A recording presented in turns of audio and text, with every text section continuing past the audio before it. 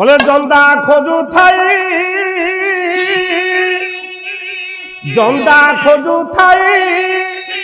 কন্ত পান পাই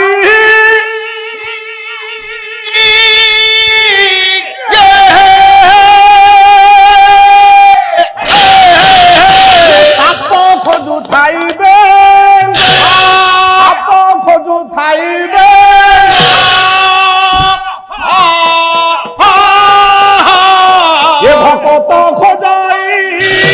ভকত খোঁজাই ভগবত প্রেম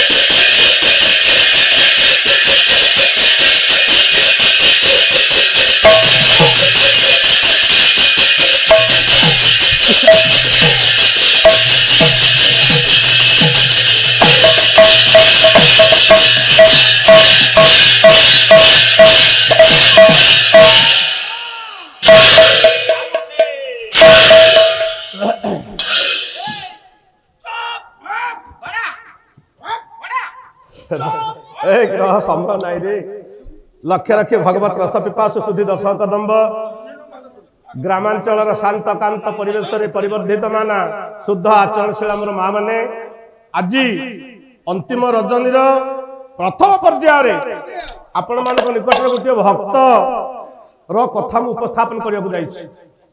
ଭକ୍ତ ସେ ଏମିତିକା ସେମିତି ଭକ୍ତ ନୁହେଁ ଆଜ୍ଞା।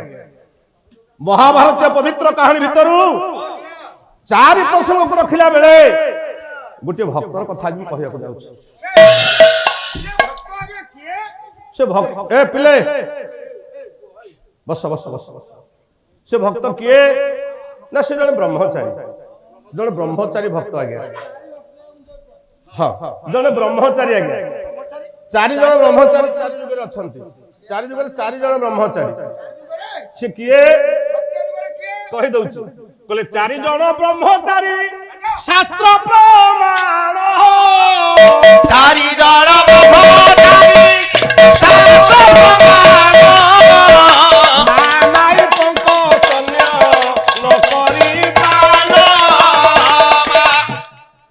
ଚାରି ଜଣ ବ୍ରହ୍ମଚାରୀ ଶାସ୍ତ୍ର ପ୍ରମାଣ ମା ମାଇପଙ୍କ ସ୍ତନ୍ୟ ନକରି ପାନ। ଚାରି ଯୁଗରେ ଚାରି ଜଣ ବ୍ରହ୍ମଚାରୀ ଅଛନ୍ତି ଯେ ମାର ସ୍ତନ୍ୟପାନ କରିନାହାନ୍ତି କି ସ୍ତ୍ରୀ ସଙ୍ଗ କରିନାହାନ୍ତି।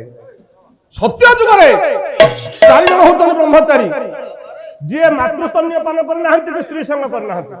ସେ ହେଲେ ଚାରି ଜଣ କୁମାର ଭଗବାନଙ୍କ ସୃଷ୍ଟିର ପ୍ରଥମ ଅବତାର। ଆମେ ପ୍ରଭୁଙ୍କ ସୃଷ୍ଟିର ପ୍ରଥମ ଅବତାର କାହାକୁ ନୁହେଁ? ଚାରି ଯୁଗରେ ଭଗବାନଙ୍କ ଅବତାର ଆମେ ଜୟଦେବ ଗୋସ୍ୱାମୀଙ୍କ ଅନୁସାରେ ନେଇଛେ ମୀନ ଅବତାର ପ୍ରଥମେ, କିନ୍ତୁ ଭାଗବତ ଅନୁସାରେ ମୀନ ଅବତାର ପ୍ରଥମ ନୁହେଁ ଆଜ୍ଞା। ସୃଷ୍ଟି ଶବ୍ଦଟା କହିବାକୁ ପ୍ରଭୁ ଚାହିଁଲା ବେଳେ ଚାରି ଜଣ କୁମାରଙ୍କୁ ଆଜି ଜନ୍ମ ଦେଲେ। ସେ ହଉଛନ୍ତି ସନକ, ସନନ୍ଦନ, ସନାତନ, ସନତ କୁମାର। ଇଏ ହଉଛନ୍ତି ଚାରି କୁମାର।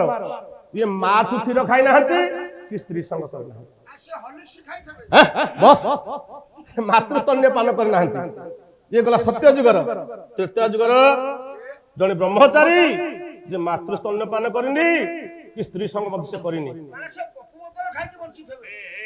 ସେ କିଏ କହିଲେ ଅତୁଲିତ ବଲଧାମ ହେମ ଶୈଳାଭ ଦେହ ଦନୁ ଯବନ କୃଷାନୁ ଜ୍ଞାନୀ ନାମଗ୍ରଗଣ୍ୟ সকল গুণ নিধানং বানরাণামধীশ রঘুবর প্রিয় ভক্তং বাত জাতন মামি।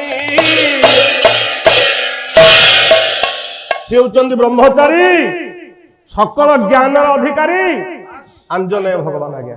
আঞ্জনেয় চারি জন চারি যুগরে মা নামରେ ପରିଚିତ, ପିତାଙ୍କର ପରିଚୟ ନାହିଁ ଆଜ୍ଞା। କହୁଛି ଆଜି ଚାରି ଯୁଗ କଥା କେତେ କହୁଛି। ଚାରି ଜଣ ଚାରି ଯୁଗରେ ମା ନାମରେ ପରିଚିତ। ସତ୍ୟ ଯୁଗରେ ଜଣେ ମା ନାମରେ ପରିଚିତ। ସେ ହଉଛନ୍ତି ବିନତା ନନ୍ଦନ ଗରୁଡ ବୈନେତୟ। ବାପାଙ୍କର କଥା କିଛି ନାହିଁ, ବିନତା ନନ୍ଦନ ଗରୁଡ ମା ନାମରେ ପରିଚିତ। ତ୍ରେତୟା ଯୁଗରେ ମା ନାମରେ ପରିଚିତ ହେଲେ ଅଞ୍ଜନା ନନ୍ଦନ ହନୁମାନ, ମା ନାମରେ ସେ ପରିଚିତ। ଆଉ ଇଏ ଦ୍ୱାପର ଯୁଗରେ ରାଧାନନ୍ଦନ କୁନ୍ତୀ ସୁତ କୌନ୍ତେୟ କର୍ଣ୍ଣ କୁନ୍ତୀ ପୁଅ ବାପାର ପରିଚୟ କିଛି ନାହିଁ ଆଜ୍ଞା। କୁନ୍ତୀ ପୁଅ କୌନ୍ତେୟ ବା ରାଧାଙ୍କ ପୁଅ ବୋଲି ରାଧେୟ। କଳିଯୁଗରେ ହଉଛନ୍ତି ଚନ୍ଦ୍ରଗୁପ୍ତ ମୌର୍ଯ୍ୟ, ମଗଧ ସମ୍ରାଟ ଚନ୍ଦ୍ରଗୁପ୍ତ ମୌର୍ଯ୍ୟ ମା ମୁରାଙ୍କ ନାମ ଅନୁସାରେ ବୈଷ୍ଣବ ତିଆରି କଲେ ଏବଂ ପରିଚିତ ହେଲେ। ସେ କଥାକୁ ଛାଡି ଦିଅ, ପୁରୁଣା କଥାକୁ ଆସିବା। ଚାରି ଯୁଗରେ ହଉଛନ୍ତି କୁମାର ବ୍ରହ୍ମଚାରୀ। ସତ୍ୟ ଯୁଗରେ ହେଲେ 4 ସନତ କୁମାର, ତ୍ରେତୟା ଯୁଗରେ ହେଲେ ଅଞ୍ଜନେୟ ହନୁମାନ, ଦ୍ୱାପର ଯୁଗରେ ବ୍ରହ୍ମଚାରୀ। ସେଇ ପୁଅ କଥା କହିବି ଯିଏ ମାତୃସ୍ତନ୍ୟ ପାନ କରିନି କି ସ୍ତ୍ରୀ ସଙ୍ଗ କରିନି, ସେ ହଉଛନ୍ତି ପିତାମହ ଭୀଷ୍ମ। ଭୀଷ୍ମ ଜନ୍ମ ନେଲେ ତାଙ୍କର ଜନ୍ମ ବୃତ୍ତାନ୍ତ ଆଜି ମୁଁ କହିବାକୁ ଯିବି, ସେଇ ପ୍ରସଙ୍ଗ ଭିତରେ ମୁଁ ଅଛି। ଆଉ କଳିଯୁଗ କଥାଟି କହିଦଉଛି ଆଜ୍ଞା। କଳିଯୁଗରେ ବ୍ରହ୍ମଚାରୀ କିଏ ମାତୃସ୍ତନ୍ୟ ପାନ କରିନି, ସ୍ତ୍ରୀ ସଙ୍ଗ କରିନି, ସେ ବ୍ରହ୍ମଚାରୀ କିଏ? ଶୁଣ ପ୍ରକାଶ, କାଲି କହୁଥିଲି ଆପଣମାନେ ସମସ୍ତେ ନଥିଲେ ଆଜ୍ଞା। 1863 ମସିହା ଜାନୁଆରୀ 12 ତାରିଖରେ କଲିକତା ସହର ନିକଟବର୍ତ୍ତୀ ଗୋଟେ ଛୋଟିଆ ଗାଁରେ ଜନ୍ମଗ୍ରହଣ କଲା ସେ ପୁଅ। ବାପାଙ୍କ ନାଁ ହଉଛି ବିଶ୍ୱନାଥ ଦତ୍ତ, ମାଙ୍କ ନାଁ ଭୁବନେଶ୍ୱରୀ ଦେବୀ। ଜନ୍ମ ହେଲା 20 ବର୍ଷ ବୟସରେ ବ୍ରହ୍ମଚାରୀ ହେଲା, ବାବାଜୀ ହେଲା। ଛୋଟିଆ ବାବାଜୀ ସେ ନୁହେଁ ଆଜ୍ଞା, ସ୍ୱାମୀ ବିବେକାନନ୍ଦ। ହଁ, ଜନ୍ମ ହେଇଛନ୍ତି ତାଙ୍କ ମା ମରିଗଲେ, ମାତୃସ୍ତନ୍ୟ ପାନ କରିନାହାନ୍ତି, ବିବାହ କରିନାହାନ୍ତି। ମାତ୍ର 30-40 ବର୍ଷ ବୟସରେ ସେ ମଲେ। 30 ବର୍ଷ ବୟସ ତାଙ୍କୁ ଯେତେବେଳେ ହେଇଥିଲା, ଆମେରିକାର ଚିକାଗୋ ସହରରେ ବିଶ୍ୱ ଧର୍ମ ସମ୍ମିଳନୀରେ ହିନ୍ଦୁ ସନାତନ ଧର୍ମର ପବିତ୍ରତାକୁ ଆଜି ଉପସ୍ଥାପନ କରିଥିଲେ। ସେଇ ହଉଛନ୍ତି ସ୍ୱାମୀ ବିବେକାନନ୍ଦ। ନାଇଁ ନାଇଁ, ତାଙ୍କ ଭଳିଆ ବାବାଜୀ ଆଉ ଜନ୍ମ ହେବେନି ମା। ବାବାଜୀ ତ ଆଜିକାଲି ସମସ୍ତେ ଅରୁଆ ଖାଇ ଗେରୁଆ ପିନ୍ଧି ଆମେ ବୁଲୁଛେ, ତାଙ୍କ ଭଳି ବ୍ରହ୍ମଚାରୀ କେହି ନାହାନ୍ତି। ମୁଁ ଜାଣିନି ପୁଅ। ବାବାଜୀ କେତେଟା କହିଲୁ, କହ ତୁ କଣ କହୁଛୁ କହ, କହିଲୁ ଦେଖିଆ। ପ୍ରଥମ ବାବାଜୀ ଚଞ୍ଚା, ତୋରି ଭଳିଆ। ଆଚ୍ଛା, ଆଉ ଦ୍ୱିତୀୟ ବାବାଜୀ ଅଚଞ୍ଚା, ଅଚଞ୍ଚା ସେ କୋଉଠି? ତୃତୀୟ ବାବାଜୀ ଚାଳୁଆ, ହଁ, ଚତୁର୍ଥ ବାବାଜୀ ଗାଟୁଆ, ହଁ, ପଞ୍ଚମ ବାବାଜୀ ବିରକ୍ତିଆ। ବାବାଜୀ 5 ନା ବାବାଜୀ ହଉଛ, ବାବାଜୀ ବିଷୟରେ ଜାଣିଛ? ଦେଖିଆ କହିଲୁ, ମୁଁ ତାଙ୍କ ବିଷୟ ଜାଣିନି, କହ ସମସ୍ତେ ଶୁଣିବେ, କହ। ପ୍ରଥମ ବାବାଜୀ ଚଞ୍ଚା। କଂସା ବାବାଜୀ କୋଉଠି ରୁହନ୍ତି? ଚଞ୍ଚା ବାବାଜୀ ଆପଣ ଜାଣିନାହାନ୍ତି? କିଏ? ପୁରୀ ପଳେଇବେ, ହଁ, ପୁରୀରେ ଦେଖିବେ ଉପରୁ ଚାଞ୍ଚି ଦେଇଥିବେ, ତଳୁ ଚାଞ୍ଚି ଦେଇଥିବେ, ପଛପଟୁ ଗୋଟେ ଝାଞ୍ଜ ଡୋର ଭଳିଆ ଖାଲି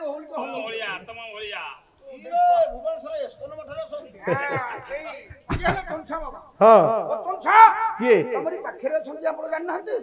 ଜୋରନ୍ଦା ଗାଦିକି ପଳେଇବେ। ମହିମା ଦୀକ୍ଷା ବାବାଜୀ ଅଲେଖ ମହିମା ବାଲା। ଆଚ୍ଛା ଆଚ୍ଛା, ହଁ ଠିକ କହିଲୁ।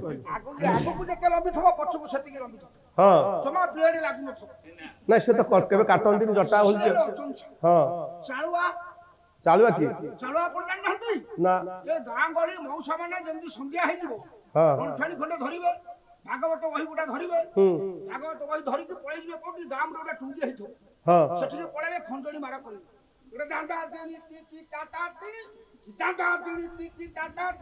ତୁ ଖଣ୍ଡଣି ବଜଉଥିଲୁ ଆଗରୁ। ଚାଳୁଆ। ଆଉ ଗାତୁଆ। ଗାତୁଆ କିଏ? ଖଣ୍ଡଗିରି ଯାଇଥିବେ, ହଁ, ଗୁମ୍ଫା ଭିତରେ ସବୁ ଥିବେ, ଯେମିତି ସଞ୍ଜ ହେଇଯିବ ସବୁ ମୁଣ୍ଡ ଟୁଙ୍ଗାରି ଗୋଟିଏ ଗୋଟିଏ ବାହାରି ପଡିବେ, ଆଗରେ ବସି ପଡିକି ଗଞ୍ଜେଇ ଲଗେଇବେ, ଲଗେଇକି ଚାରିଆଡେ ଧୂଆଁ କରିଦେବେ, ମଶା ଗୋଟିଏ ରହିବେନି। ବିରକ୍ତିଆ ବାବା ଆମରି ଗାଁରେ ଅଛି। ବିରକ୍ତିଆ ବାବା ସେ କେମିତିକା ବାବା? ଆମ ଗାଁ ଦାମ ସବୁ। ସେ ବାବା ସେ କେମିତି ବାବା? ବିରକ୍ତିଆ ବାବା ତାମାନେ ତାର ସେ ଗୋଟିଏ ପୁଅ ଲୋଭରେ 10 ଝିଅ ଜନ୍ମ କଲା। ଭାବିଲା ପ୍ରଥମ ଗର୍ଭ ପୁଅ ହବ, ଦେଖିଲା ବେଳକୁ ଝିଅ। ଦ୍ୱିତୀୟ ଗର୍ଭ ଭାବିଲା ପୁଅ ହବ, ଦେଖିଲା ବେଳକୁ ଝିଅ। ଏମିତି 10 ଏମିତି ପହରକୁ ପର 10 ଝିଅ ଜନ୍ମ କଲା। ଗୋଟିଏ ବାହା କରି ପାଇଲାନି, ବିରକ୍ତ ଭାବ ନେଇକି ଗଣ୍ଠିଲି ମୁଣ୍ଡେଇକି ପଳେଇଗଲା। ବାବାଙ୍କର କଣ ତୁ ଡେଫିନେସନ ଜାଣିଛୁ? ସଂଜ୍ଞା ରହ ମୁଁ କଥା ଜଣେ ବ୍ରହ୍ମଚାରୀ କଥା ମୁଁ କହୁଛି। 4 ଯୁଗରେ 4 ବ୍ରହ୍ମଚାରୀ, ସେଇ ବ୍ରହ୍ମଚାରୀ କଥା ଆଜି ମୁଁ କହିବି। ତାପରେ ଆଉ ଗୋଟେ କଥା କହୁଛି ଆଜ୍ଞା, 4 ଯୁଗରେ 4 ଜଣ ହଉଛନ୍ତି ଉତ୍ତମ ପୁଅ। ଆଜି 4 ଯୁଗ କଥା ଖାଲି ଗୋଟେ କହିବି। 4 ଯୁଗରେ 4 ଜଣ ହେଲେ ଉତ୍ତମ ପୁଅ। କିଏ? ସତ୍ୟ ଯୁଗରେ ଜଣେ ଉତ୍ତମ ପୁଅ, ସଅକ୍ଷରରେ ତା ନାଁଟି ହଉଛି ସତ୍ୟବାନ। ସତ୍ୟବାନ ତା ଭଳିଆ ପୁଅ ଆଉ ଜନ୍ମ ହେବେନି। କାଠ କାଟି ବାପା ମାଙ୍କୁ ଅନ୍ଧାନ୍ଧୁଣି ବାପା ମାଙ୍କୁ ଜଙ୍ଗଲରେ ପୋଷିଛି, ସେ ହଉଛି ସତ୍ୟବାନ, ସଅକ୍ଷରେ ତା ନାଁଟା। ତ୍ରେତୟା ଯୁଗରେ ଗୋଟିଏ ଉତ୍ତମ ପୁଅ, ସେଇ ସଅକ୍ଷରେ ତା ନାଁଟି ଆଜ୍ଞା, ସେ ହଉଛି ଶ୍ରବଣ କୁମାର। ଆପଣ ମାନେ ଜାଣିଛନ୍ତି, ତା ବିଷୟରେ କହିବାକୁ ପଡିବନି। ଏମିତିଆ ପୁଅ କଣ ଜନ୍ମ ହେବେ କି ଆଜ୍ଞା? ଭାର କରି ବାପା ମାଙ୍କୁ ବହିଛି ସିଏ ହେଲା ଶ୍ରବଣ କୁମାର ତ୍ରେତୟା ଯୁଗର।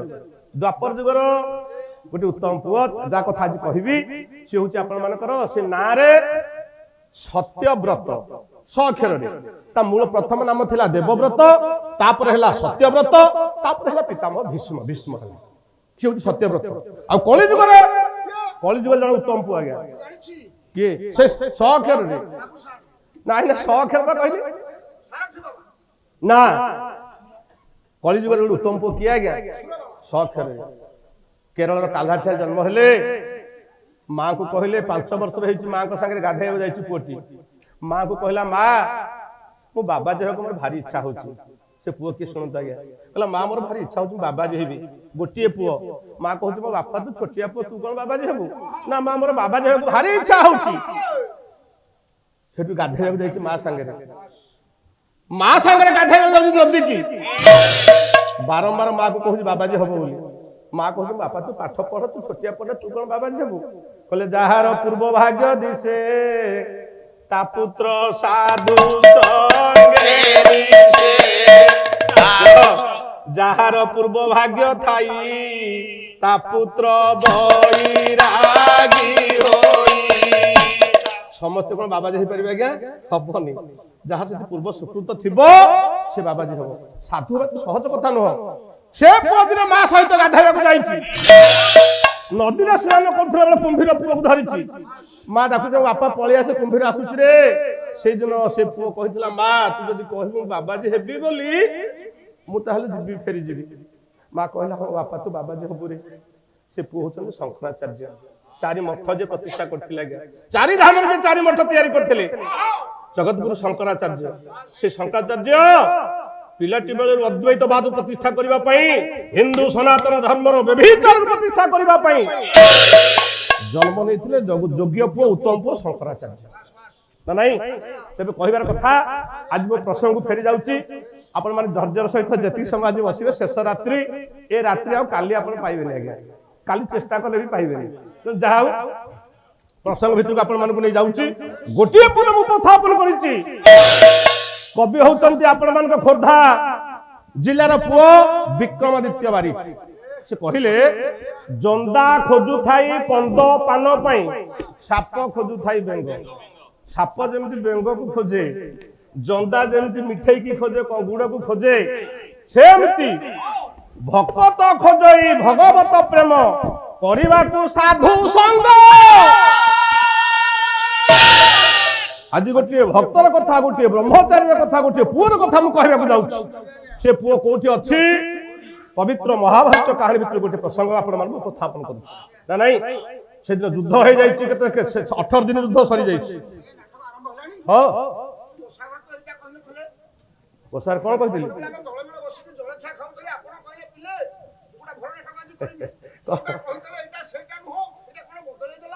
बसा तो कौन कही कौ नाटक कहून अनुष्ठान नाटक बोछा बोछा निर्जीव कलाकार को नहीं सामाजिक नाटक भंगा गुहाळे ददरा सुंढ निर्जीव कलाकार से तू झियो पिला संगे पाला गाइछु बेसी दिन जमा पड़ला एटा घोड़ा फुटी थांता बस हमरो हिरोइन अभाव हमें कहि चेंज कर दो अरे हिरोइन अपन जोड़ा जोड़ा हिरोइन अछन हिरोइन अभाव नाइ नाइ सुन सुन तबे जन भक्त कथा मु कहिबी पवित्र महाभारत युद्ध 18 दिन सरी जाइछि युद्धटा 18 दिन सरी 17 दिन ओळी हेछि बोली हम समस्त भाबे आगे ना महाभारत युद्ध 18 दिन सरी जाइछि गोटे श्लोक पढुछि संस्कृत महाभारत कवि होतन आपण मन व्यास से को युद्ध 18 दिन सरी जाइछि केमिति कहली युद्ध भीष्म 10 भाई परमात्मा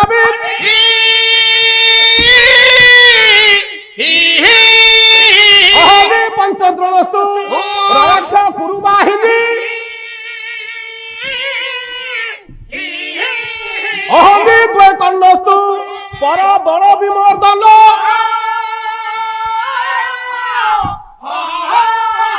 सल्यार्धम दिवसम नितः अतः परगोता युद्ध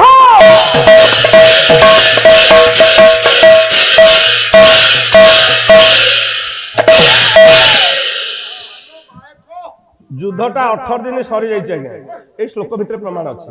କବି କହିଲେ ଅହନି ଯୁଯୁଧେ ଭୀଷ୍ମ, ଅହନି କହିଲେ ଦିନ, ଯୁଯୁଧେ ଯୁଦ୍ଧ କରିଥିଲେ ଭୀଷ୍ମ, ଭୀଷ୍ମ ଯୁଦ୍ଧ କରିଥିଲେ କେତେ ଦିନ ନା 10 ବଇ ପରମାସ୍ତ୍ରବିତ, ପରମ ଅସ୍ତ୍ରବିତି ପରମ ଧನುର୍ଧର ଭୀଷ୍ମ 10 ଦିନ ଯୁଦ୍ଧ କଲେ, ସେନାପତି ହେଲେ।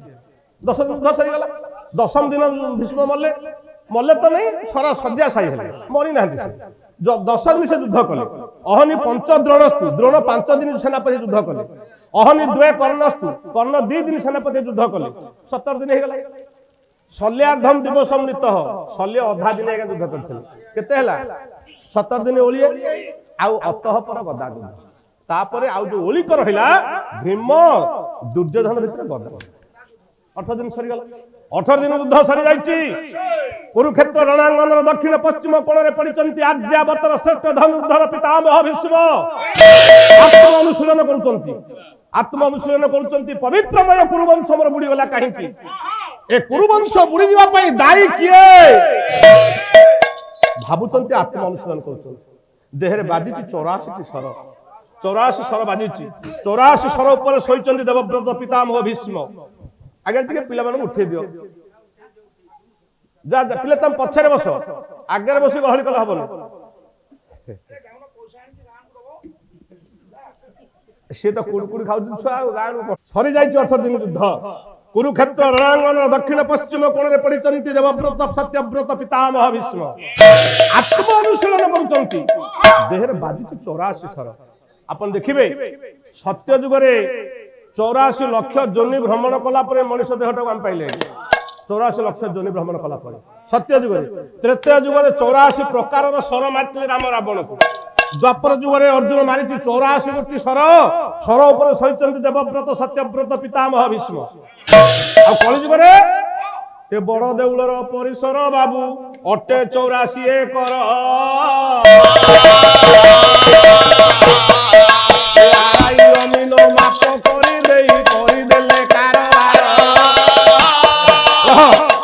ତେଣୁ ଶୋଇଛନ୍ତି ସର ଉପରେ, ଭାବୁଛନ୍ତି ପବିତ୍ରମୟ କୁରୁବଂଶ ମୋର ବୁଡ଼ିଗଲା କାହିଁକି? ଏ କୁରୁବଂଶ ବୁଡ଼ି ଯିବା ପାଇଁ ଦାୟୀ କିଏ? ଏ କୁରୁବଂଶ ବୁଡ଼ି ଯିବା ପାଇଁ 4 ଜଣ ନାରୀ ଦାୟୀ। ମୁଁ କହିଛି 4 କଥା ଆଜି ଖାଲି କହିବି। 4 ଜଣ ନାରୀ ଦାୟୀ। ଦୁଷ୍ମନ୍ତ ବାବୁ ପାଲାଟାକୁ ଟିକେ ଧ୍ୟାନ ଦଉଥିବ। ମୁଁ କୋଉ ଯାକେ ନଉଛି, କେତେ ବାଟ ତମକୁ ଛାଡ଼ିକି ଯିବି। 4 ଜଣ ନାରୀ ଦାୟୀ। ଭାବୁଛନ୍ତି ପିତାମହ ଭୀଷ୍ମ 84 ସର ଉପରେ ଶୋଇଛନ୍ତି, ରକ୍ତାକ୍ତ କ୍ଷତାକ୍ତ ଅବସ୍ଥାରେ ଅଛନ୍ତି, ଆତ୍ମ ଅନୁଶୀଳନ କରୁଛନ୍ତି। ପବିତ୍ରମୟ କୁରୁବଂଶ ମୋର ବୁଡ଼ିଗଲା କାହିଁକି? ପ୍ରଥମ ନାରୀ ଜଣକ କିଏ? 4 ନାରୀ କଥା କହିବା। ପ୍ରଥମ ନାରୀଟି କିଏ? ଭାବୁଛନ୍ତି ପିତାମହ ଭୀଷ୍ମ। ପ୍ରଥମ ନାରୀ କିଏ? ସେଦିନ ଗଙ୍ଗା ନଦୀ କୂଳରେ ଭାବୁଛନ୍ତି ଭୀଷ୍ମ, ମୋ ବାପା ରାଜା ଶାନ୍ତନୁ ତପସ୍ୟାରେ ବସିଥିଲେ। এইটু মূলর পাঠ টিকে আরম্ভ করছি। রহরে রহ তুমি রেডি হই নথায়ে, তো সময় আসিনি কহিলে গোটে ছান্দ পড়ছে আজ্ঞা।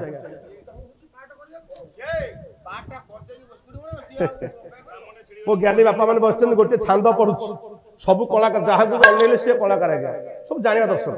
କିନ୍ତୁ ମୁଁ ଆଜି ଗୋଟେ ଛାନ୍ଦ ପଡୁଛି। ଦୁଷ୍ମନ୍ତ ବାବୁ ତମେ ବି ଶୁଣୁଥା, ଏ ଛାନ୍ଦକୁ ମୁଁ ଅଧା ଅର୍ଥ କରିବି, ଅଧା ତମ ପାଇଁ ଛାଡ଼ିକି ଯିବି। କାଲି କହିଛି, ଆଜି ନୁହେଁ, ବୁଝିକିରି ତମେ ଯଦି ଏଇ ବର୍ଷ ଆଉ କୋଉଠି ଭେଟ ହବ 6 ମାସ ଭିତରେ କହିବ, ମୁଁ ଜାଣିବି ତମେ ଠିକ ପାଲାକୁ ଧରିଛ।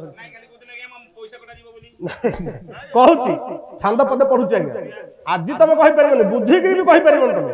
ଗୋଟେ ଛାନ୍ଦ ପଡୁଛି, ଶୁଣ ପ୍ରକାଶ। ଗଙ୍ଗା ବହି ଯାଉଛି। ଗଙ୍ଗା କେମିତି ବହୁଛି? ସମ୍ରାଟ କବି ଉପେନ୍ଦ୍ର ଭଞ୍ଜ। ଏ ଛାନ୍ଦ ଆପଣ ମାନେ ସମସ୍ତେ ଶୁଣିଛନ୍ତି ଆଜ୍ଞା। ତା ଅର୍ଥ ତାକୁ ମୋ ଗୁରୁ ଅର୍ଥ କରିଛି। ମୋ ଗୁରୁଙ୍କ ମାଟିରେ ପୁଅ, ମାଟିରେ ମୁଁ ପାଲା ଗାଉଛି ନା। ଆପଣ ମୋ ଗୁରୁ ହଉଛନ୍ତି ଭାସ୍କର ଚନ୍ଦ୍ର ସାହୁ, ଗାୟକ ଜ୍ଞାନ ବାରିଧି।